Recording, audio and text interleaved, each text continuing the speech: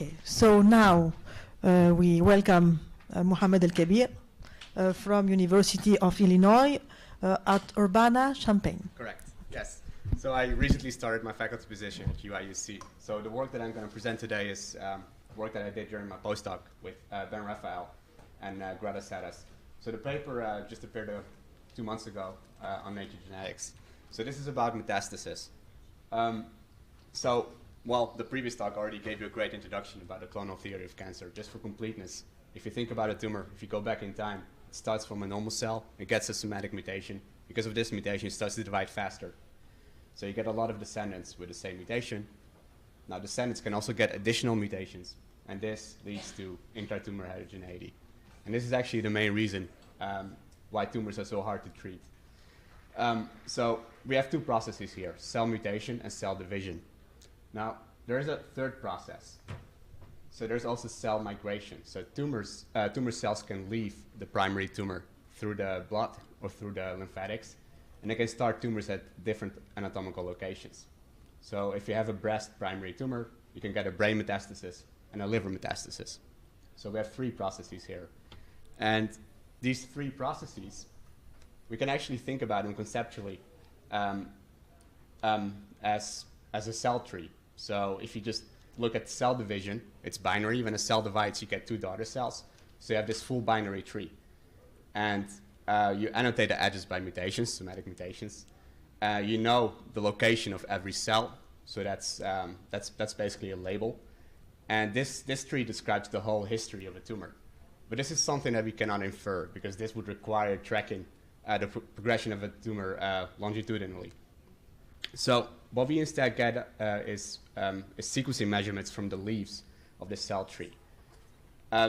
So when you sequence these metastases and the primary tumor, you can use algorithms like the one that was discussed previously to construct a phylogenetic tree. So that's going to be my starting point. So my starting point is going to be a phylogenetic tree. The root is a normal cell. There are somatic mutations, and the leaves correspond to a subset of the extant cells, and you know their locations. So the colors here correspond to different locations. Now the task is, if you look at this tree, what it actually represents is just cell division and mutation. So what can we say about migration? So it's actually, so the easy thing to do is, you know the locations of the leaves, and the internal vertices of this tree, they correspond to ancestral clones, which you don't observe. So you have to infer their location. That's essentially what this whole problem is. You want to label the internal vertices of the tree, of the phylogenetic tree, by locations. So you have a multi-state character corresponding to location, and when you're given the locations of the internal vertices, you can infer migration. So migration would correspond to a change of location, so an edge incident to two vertices with distinct locations. So what you can do now is you can think about, how do I infer the migration history? It's equivalent to inferring a vertex labeling, and you can use parsimony. So this is under the assumption that migrations are rare, so you want to minimize migrations. So you want to find a vertex labeling that minimizes the number of migrations. That's essentially what the whole problem is if you look at migrations. Now, if you only look at the migration edges here, you can represent the pattern of migrations by a graph. So there are 3 migrations, and more interestingly, if you look at this metastasis 2, there are 2 incoming edges from M1 and P. So this is multi-source seeding. So we can use vertex labelings to think about the formation of metastasis. And this is not something that we introduced. This was actually introduced by a paper by Saurabh Shah's group in 2016. So they looked at ovarian cancer, and they basically realized that you know the locations of the leaves, and you want to infer the locations of the internal vertices. And they just realized this is an instance of maximum parsimony where you're given the phylogenetic tree. So it's a small phylogeny problem. And you can use the Fitch algorithm or the Sankov algorithm to infer the vertex labeling. So here's one patient. So this data set had 10 ovarian cancer patients. So here I'm looking at ovarian cancer patient 1. So there are 7 different anatomical sites. So you have a left ovary, right ovary, and different metastases. And this is the tree that they inferred. And this is actually also the vertex labeling they inferred. So if you count the number of migrations, it's 13. So that's the minimum number. So we know that this is the minimum because this is obtained using the Sankov algorithm. So that's the optimal solution. So what we were curious about is about the existence of alternative solutions with the same minimum number of migrations. So what we did is we just changed the backtrace step. So the Sankoff algorithm is just dynamic programming. So there's like, you first fill the table and then you do a trace back to get the solution. So if you just enumerate all possible solutions, you can actually see different migration graphs with completely different patterns. So this is the one that was presented in the paper for this patient. But here are two alternative ones. So they look simpler. So if you look at this one, you can see that the small bowel is this intermediary location that seeds other metastases. Whereas if you look at this, there's no such intermediary location.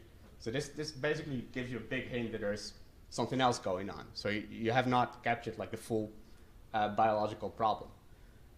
So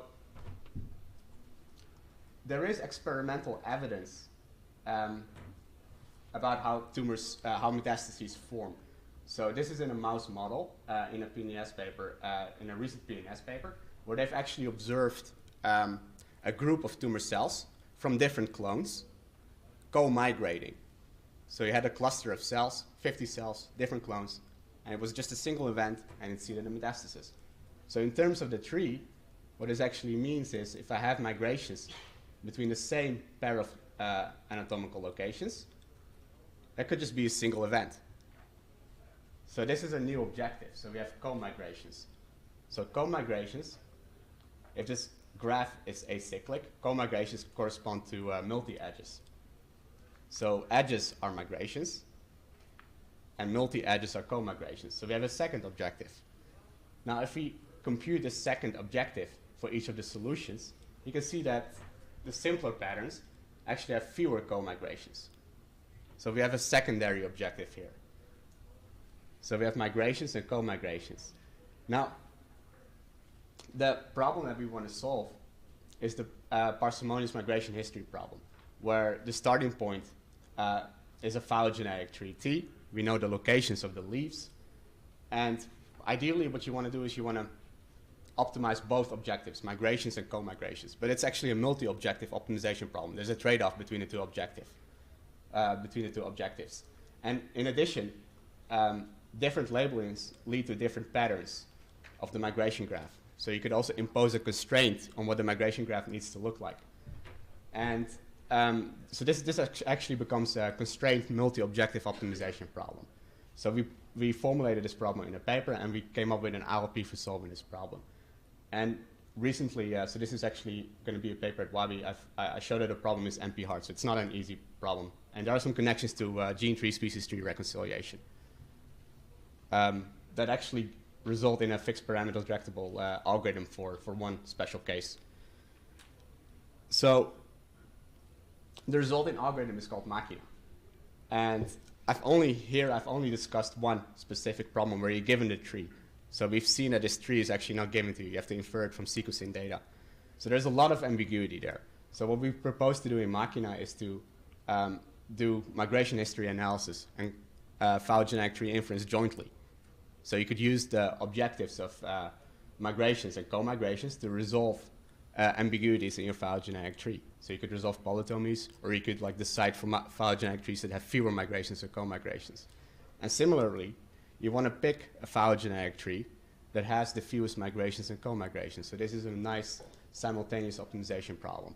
And that's the problem that MACHINA is solving. But I don't have time to talk about that today. I invite you to come to my post. I'd love to tell you more about this. So just to show you what we can do with MACHINA. So here I'm showing you a breast cancer patient, patient A7. So this is a metastatic breast cancer. So there are 5 metastases. And this was a paper that appeared in PLOS Medicine. So here's the phylogenetic tree that was inferred by the authors. And they did a manual analysis. So they were just looking at where do the clones, where do the leaves occur. And they tried to do essentially maximum parsimony by hand. So if we, so what ended up happening is they needed 12 migrations.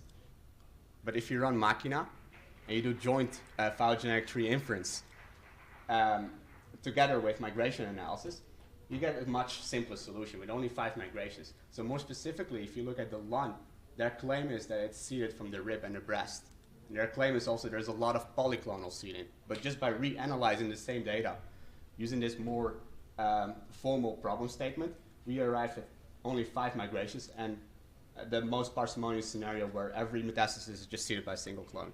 So to summarize, it's a multi-objective optimization problem, migrations, co-migrations, and MACHINA is an algorithm for solving that. So it's available on GitHub, and the paper is here, and come to my poster.